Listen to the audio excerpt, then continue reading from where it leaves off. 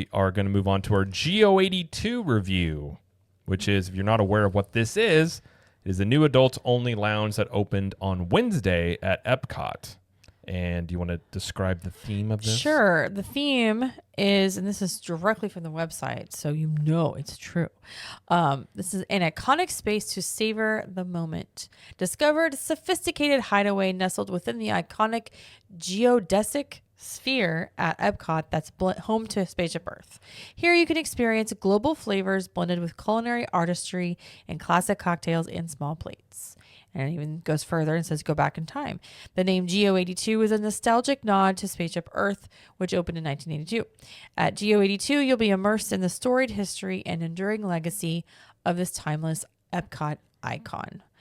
Basically, it's celebrating the spirit and history of Spaceship Earth. I don't know if you know this or not, but they really like to talk about the geometry in here.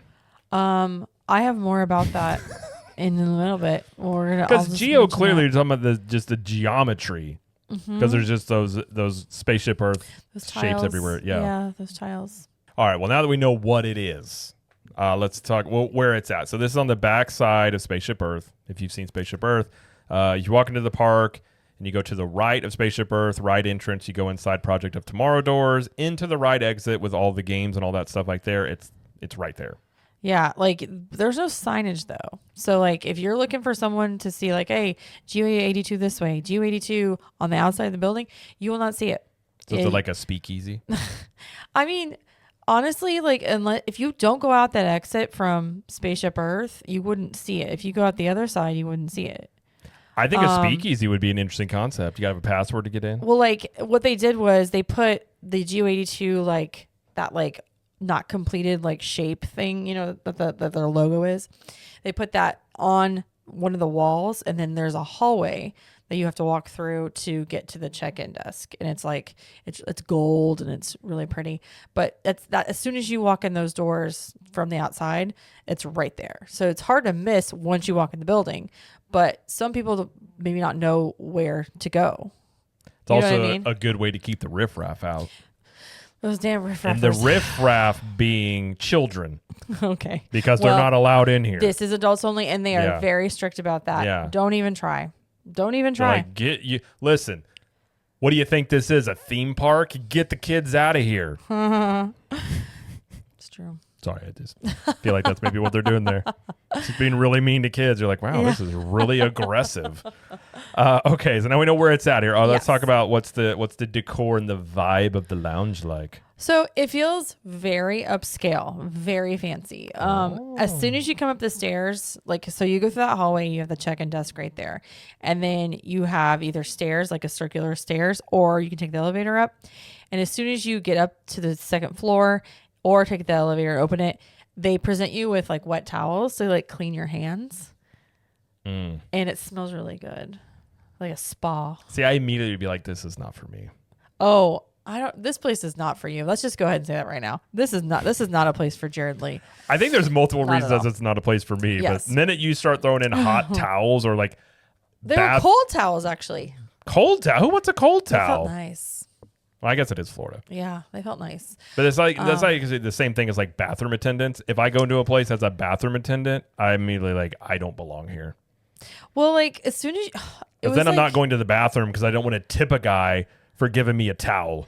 But like when you get the towel, they're so nice. They were so welcoming, and like there's a little area where you can sit for a minute, like if your table's not ready, but it should be when you go up there. So there's kind of a waiting room. I guess they'll use that later. I don't know. Like it's like a waiting room before you get into the restaurant. And then they take you through this like gold little tunnel thing, and then through a hallway. And the hallway looks like it has the Spaceship Earth tiles on it. Oh. So you can actually touch it and stuff. It's not the stuff that's on the actual Spaceship Earth. But you know. Are you sure about that? Yes, because she told us. Oh, what? She ruined the immersion. But Mom's like, is this the real tiles? She's like, no. They should have been like, yes. But there's just so many shapes in here. There's those tiles. There's the flooring has like triangles and the backs of the chair upholstery has like hexagons, and there's octagons and there's It's on the ceiling. It's just everywhere. Do you There's so know many shapes. if they're using sacred geometry, by the way? What does that mean? There's a theory that everything in the world, in the universe, is created using what you can deduce down to sacred geometry. Certain shapes always show up throughout, like every from like cells to nature and everything like that. Oh. Well, they should have gone that route. Well, one of the chairs looked like honeycomb. Okay. Because of the honeycomb shape. But yeah, everything is very gold, browns, champagne colors, like some light gray, some beige. It was just very much like that. But it was very beautiful, very pretty. The lighting was perfect. It's a very small space too. Like, just FYI, there is a bar, and the bar seats maybe 10 chairs, maybe. And the bar is obviously it's smaller, but it's got all the like the liquors and stuff in the back, and it has more of the Spaceship Earth tile in the back as well. But again, it's the lighting, it's the colors, it just feels very, very nice. And like when I say the chairs are certain shapes or the upholstery is different, some of the chairs were very different. Like I had a different chair than the table next to me. Did that mess with your OCD? No, I mean, like, it was just very eclectic. Okay. So I liked it. Lots of textures, lots of different textures. And then there's some chairs that are upholstered, and mine was a swivel chair. And then there's some chairs that were like just not swivel, and they were gray. Mine was gold. And then you could sit in a booth back and have chairs on the other side, or you can sit in the middle and just be in a regular like chairs and table. Like it was all different. It was good. I liked it. Okay. I liked it a lot. So yeah, that's kind of how it looked. But again, it was very pretty. It felt very upscale, except for the people wearing t-shirts and shorts because it's a theme Well, I was park. going to say, are they enforcing dress codes? Get this fancy lounge or just like there is no dress code. Florida man in a mullet and flip-flops walking in? You can't wear like a swimsuit or like cutoffs or anything like that. You have to actually have I like, can't wear my on. Daisy Dukes. No, I'm sorry. There's nothing classier. By the way, just to round it out so my brain is happy, technically, sacred geometry is a field that explores the use of geometric shapes and their relationships to represent spiritual and metaphysical ideas. That's a good idea for a lounge. I like that idea. Sacred geometry. Uh-huh. All right. Gets in also ancient civilizations. We won't go there today, but I really enjoy that topic a lot. So, okay. All right, let's talk about the menus at Geostorm. They've got a lunch and dinner menu, but I believe it's the same. I don't think it's changed because the lounge doesn't open until 11. Yeah, it's the same. So so it's not like breakfast or anything. So they have 5 small bites you could choose from. You can basically do a charcuterie board. They've got a fungi flatbread. They've got a jumbo lump crab gâteau. In the ghetto. Cannellini hummus and a truffled ahi tuna. And those prices range starting at $14 all the way to $29, depending on what you get. And they've got 2 zero-proof cocktails. I'll walk through the garden in Manhattan in the morning. I'm going to talk about one of those in a minute. They've got 1, 2, 3, 4, 5, 6, 7, 8, 10 featured cocktails, starting at the low price of $23. Yeah, the prices on the cocktails, like an old fashioned is almost $30. Yep. And a mocktail is $17. Yes. That's some wild pricing. I will discuss what we ordered, and I will tell you more about the pricing and how I feel about it in a second. But I've got beer, I've got wine, and then obviously they'll give you an allergy menu if you need it for the small bites. But otherwise, I think it's pretty much the same. Like I didn't have any accommodations with my menu. It was the same. The menu's exactly the same. Yeah. It's like nothing's different. It says allergy-friendly small bites. It's exactly the same thing. I think I just want you to know, like, you're good. Right. You know? Yeah. Okay, so we decided not to get any food because we had just eaten somewhere else in Epcot. So we're just like, oh, we're not going to get anything to eat. And honestly, nothing sounded good to me or her. I don't she liked the ahi tuna, but I was like, I don't eat tuna. And I'm not like a seafood person. The only thing that looked good to me was the flatbread, but I was like, nah, it's okay. Let's just get drinks. So she got... And by she, you mean your mom? My mother, yes. Okay. She got the highbrow batanga. It's $25. And it's a tapateo. I don't know. The tequila. Ramazzotti Amaro, cola nut, lime cordial, salt, and bubbles. I like how bubbles is an ingredient. Bubbles. They just blow into your drink before they give it to you. Yeah. My mom rarely drinks. Like, she is not a drinker, but she does enjoy the occasional margarita. So that's why she went with this one, because it had tequila in it. I'm like, okay, Mom. Your mom's got a little wild streak in her. Yeah. I tried a little bit of it. It was okay. I tasted more lime than I wanted to, I think. At least in this mixture here. I'm not a fan of tequila, so I didn't like it personally. But she liked it okay. Okay. Yeah. So it wasn't too bad. And then I decided to go with a zero proof cocktail, and I got the Manhattan in the morning. And it was a Seedlip Spice 94 non-alcoholic spirit, Joffrey's Coffee Cold Brew, maple, Verjus Blanc, tart cherry, Fee Brothers Black Walnut bitters. And it had 2 cherries on the top of my glass, and it was $17. This is pretty tasty. It wasn't too sweet, which sometimes you can do really sweet drinks with stuff that doesn't have alcohol in it. It's very, very sweet, but this one was not. I think the addition of the cold brew actually kind of like evened it out, like didn't make it too sweet, and it did have that coffee taste, which is pretty good. I actually like this a lot. Now, I was served in a tall glass, and the amount that I was given was very small. It was not much at all, like four drinks, and it was over. It was gone. Same thing with my mom. Like, she had a taller glass, which was good, but it was just like, it wasn't a lot of alcohol for the price you're paying. So if you go to this lounge, this is not a what's the most bang for my buck kind of thing. Like, you're paying for the experience, not getting your money's worth out of food and drink. Does that make sense? Like, it is a premium experience with a premium price. But is it okay? Put it this way: is it actually a premium experience though, or is just everything around it really nice? Because you say premium experience, I'm anticipating extra things as part of this lounge other than just the decorations. So the whole thing with the towel when you walk in, and everybody's very accommodating. There were a lot of staff around. Our server, and I think it was Serena. She was very good. Like, she was a very good server. So, it just felt more upscale and more fancy. So I think with that, coupled with the view, which I'll talk about in a second, it feels a lot more fancy. So that's what you're paying for, basically. Yeah. So. I mean, I'm looking over at Oga's Cantina. Mm-hmm. Their non-alcoholic drinks are like under $10. There's one that's over 10.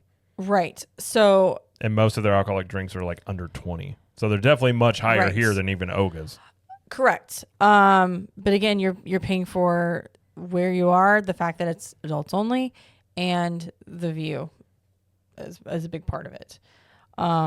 Would I get this again? Probably not. $17 is a lot to buy for just a zero proof drink.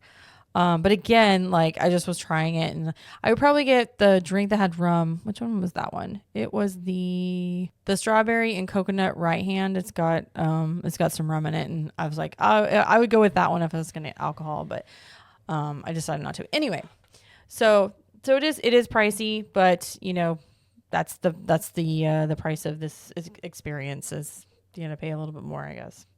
So if I went here, I'd be super classy. Oh, Jared. And I'd probably end up just getting a beer. Right. Yinglings are really good, and the beers $8.25 to $11.25. I would just get one of those.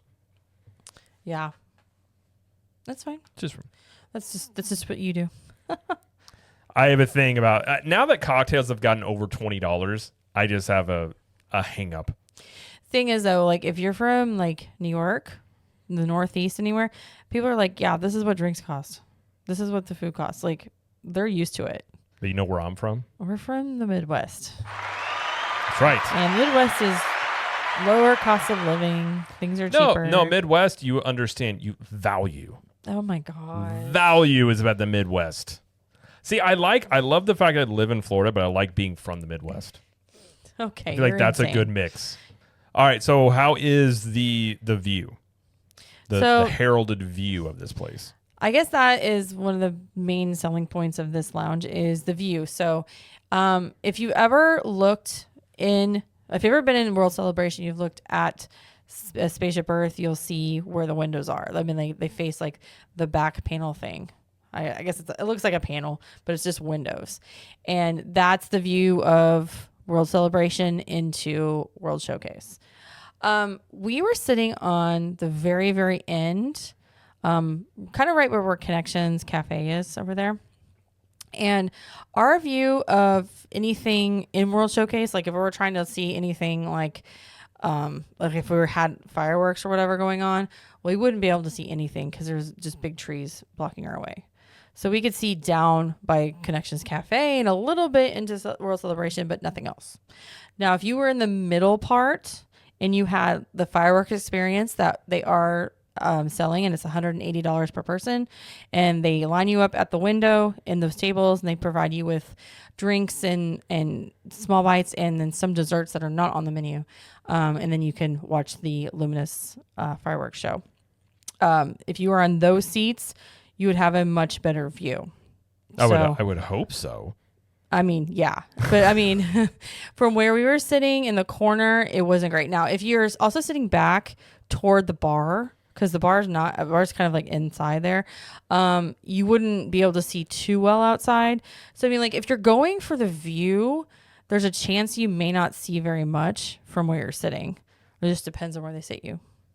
So can you be in here during fireworks, or is it just those select seats are the only ones that are able to see the fireworks? Okay. So I need to discuss this because this is interesting to me. Okay. There is no time limit. You can stay as long as you want, as long as you're still ordering food and drink. Now, unofficially, about 75 minutes in, they'll start kind of being like, okay, are you going to order anything else? Are you done? And they'll like bring you your check if you're not. And they'll try to get you to kind of wrap it up and head out. On the day we went, it was the first day it was open. And there were quite a few people that were staying a very long time. Were they influencers? I don't know. Maybe. I've never seen that happen before. That's what she said. That was actually an accident, by the way, but I feel like it worked for what we were saying just then. Okay. So our reservation was at 6:05 p.m. and we didn't get seated until about 6:50. So we waited about 45 minutes to get seated. But that was because people were staying a long time and ordering literally almost everything they could. I'm not going to say this person's name, but I am going to talk about this because it was ridiculous. Say their name. No. No. One particular Disney person who is very well known in the Disney community was there for at least 3 hours. And I know this because they didn't walk in whenever, like I did not see them and their party whenever we went to check in at 6:05. So they were already there because we were just standing around and we were like watching people come in and stuff. And then they were already seated and eating and stuff whenever we got our table. And my mom and I left at it was 7:45, I think. We think we were only there like an hour. It was about 7:45. They were still there. And at that time, they start seating people that are there for the fireworks experience. So because of where they were seated, they had to be moved farther back because they were still ordering stuff, I guess. They were still enjoying their food and the drinks and stuff. So they had to be moved farther back toward the bar. So they weren't breaking the rules. They were not. But later they posted that they were watching the fireworks from their table. Fireworks are at 9:00. So they literally ordered food and drinks, I guess, for 3 full hours, like slowly ordering so they could stay longer. Okay. So instead of like paying for the fireworks experience, they just did this. I mean, like, I guess if you're ordering the stuff, okay, but like, I mean, there were a lot of people that were waiting for their tables downstairs because of tables like this. And the people that were sitting next to my mom and I, they were also there for a while before we got there. And they were still like, I mean, they had just gotten their food and were eating whenever we left. So I'm like, there were a lot of, maybe this is just because it was the first day. I mean, and it may be different later. I also saw this whenever the tower at Polynesian opened. You just see certain influencer types sitting there for literally 3 or 4 hours just to like get all the content and get all the food and everything. But it does it doesn't allow other people to actually experience this stuff. All this to say, you know, there's no time limit right now, but they might start putting one in, say like, okay, 70 minutes, like that is your max or whatever. I think they would have to, because I think people would start getting the idea like, oh, I'll just make a reservation for 6:30, 7, and I'll just stick around until fireworks. So they don't have to pay for fireworks experience, but they can still enjoy the fireworks view from inside the lounge. Right. Does that make sense? Not to say that is like not allowed, because they did allow it on Wednesday. It just is like, I don't know, like they can maybe figure out how to not let that happen. You have a 3-hour time limit. 3. That's just a long time. Be honest, was it Bob Chapek? It was not. It was not Bob Chapek. I imagine Bob Chapek every once in a while comes around like a fake hat and glasses and walks around. Wouldn't that be funny? He's an undercover Disney influencer sabotaging things. That would be pretty funny. But yeah, also too, reservations are required. You cannot do a walk up. There's absolutely no way to do that. I mean, they're so packed even with what they had. They should have probably limited reservations for the first day more than they did. Like there was just so many people waiting. Like I want to say at least 10, 12 parties downstairs waiting for their table longer than like 30 minutes. Okay. They're just really behind. But yeah, so even the bar you can't walk up to. They're using that for reservations as well. So okay.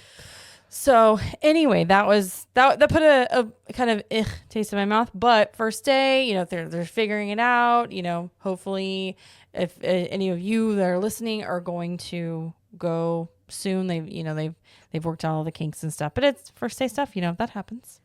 Happens. First days on anything really can be very hit or miss, to say the least. But yeah. What would you? I mean, given your experience, everything like that. What do you rate it? Would you want to do it again? Do you think it's worth it? All that stuff.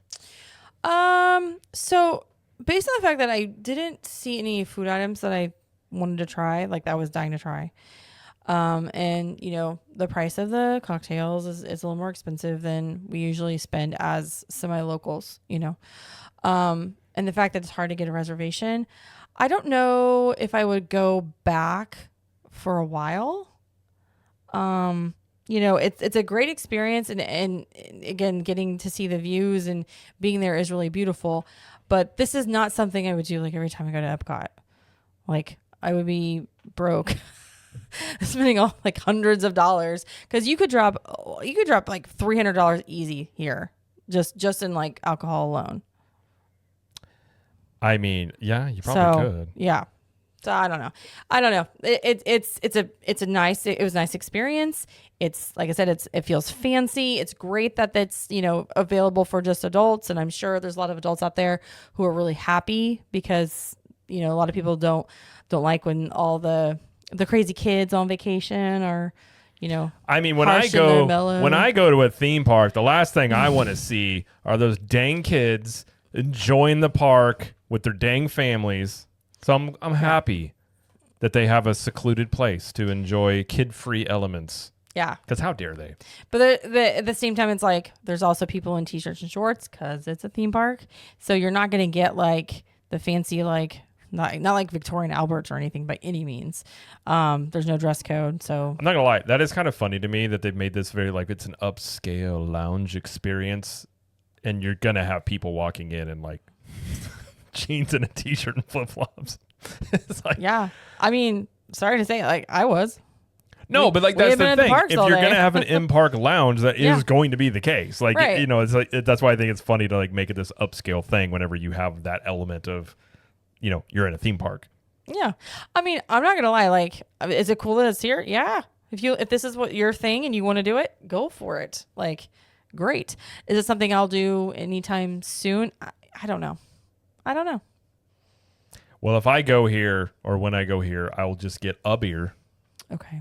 and I'll spend my 75 minutes that they allot me, and I'll be like, I will. Do you like another one? No, I would like to go now. I will take my cold towel.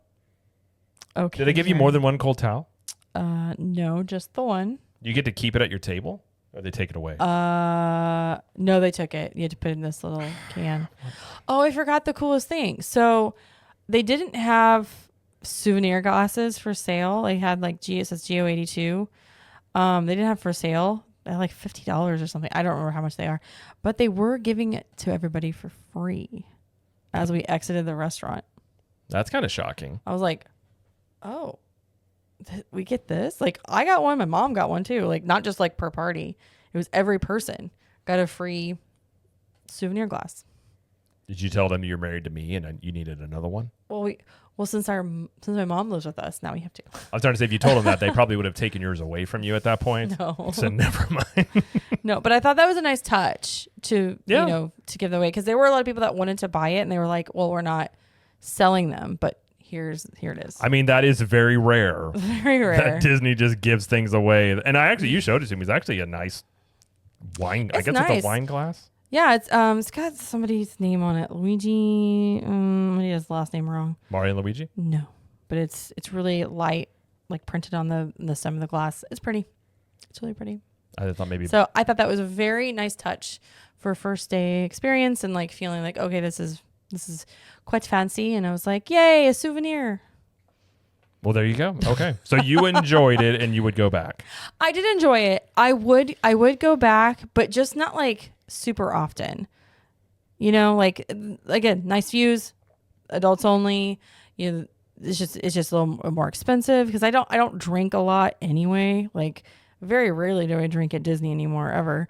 And then the food You don't drink hardly ever in general. I know. And then the food, like I said, some of the food items just didn't really appeal to me. So I would just be going just to sit up there mostly. Okay. And I don't think they want me to do that. I think they want me to spend the money. So did you think the view of where the fireworks would be? I mean, do you think it is a good view if you spend the money for the fireworks package and what you're seeing right there? It's pretty far away, but like it's also far away at California Grill.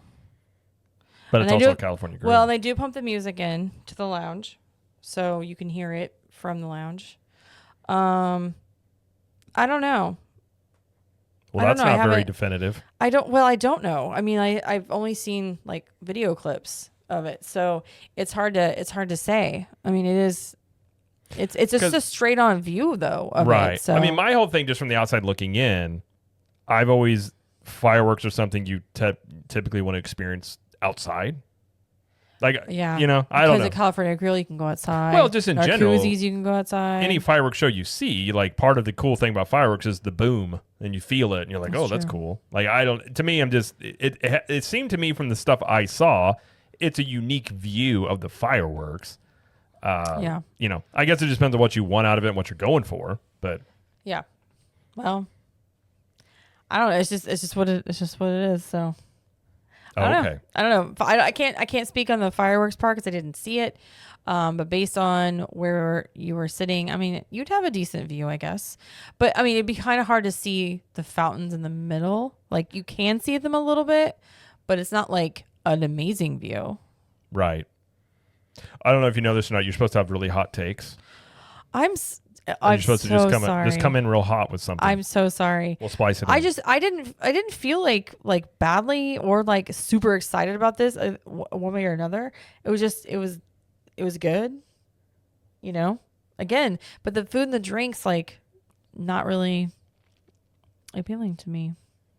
Okay. So I guess I just like everything but that, I guess. All right. I'll go next time and then I'll have super hot takes so they believe them. I'm just kidding. I'm not going to do it. Okay. I'm just done. The algorithm game. You're supposed to have super hot takes that get people talking.